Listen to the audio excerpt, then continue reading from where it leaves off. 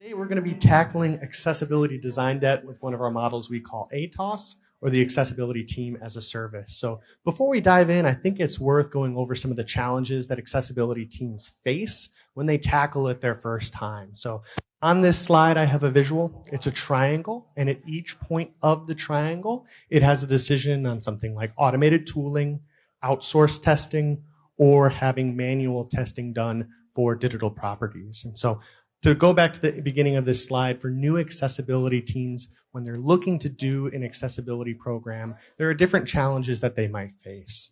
The first is understanding where do we start, right? Understanding where we are and where we should go in our accessibility lifecycle. The next is the voluntold ownership or lack of an accessibility contact. We work with a lot of government as well as private sector teams where the person who has accessibility or is supposed to be solving accessibility was told, great, we're aware of this regulation, you know what it is, go for it, tackle this. So they're voluntold, right? Or it doesn't live in a central location. Then there's other obstacles like other teams would face, like low or no budget, but also a lack of tooling training. Again, to that point of struggling where to start. But that's for new organizations, right? There's also a lot of mature organizations here who have done accessibility for a long time, and they also face similar challenges, right? That might be expanding accessibility across the organization. So maybe the UX team is really good at doing this, but the marketing team might not be tackling accessibility as well. So maintaining consistency also becomes an issue, or creating, after you've done these assessments, having a large backlog of accessibility work that needs to be done. We'll call this technical design debt, and I have that in another slide.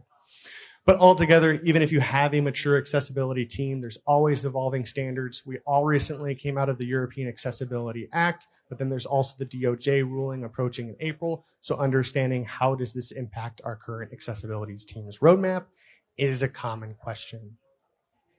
And in any case, right, no matter which of the options you picked on this previous slide, all roads will lead to some level of technical design debt. So again, on this slide, I have a picture of a mountain, and design debt is imprinted over this. And that's to say, look, we might have had an accessibility audit performed, and we uncovered that we have 500 accessibility issues.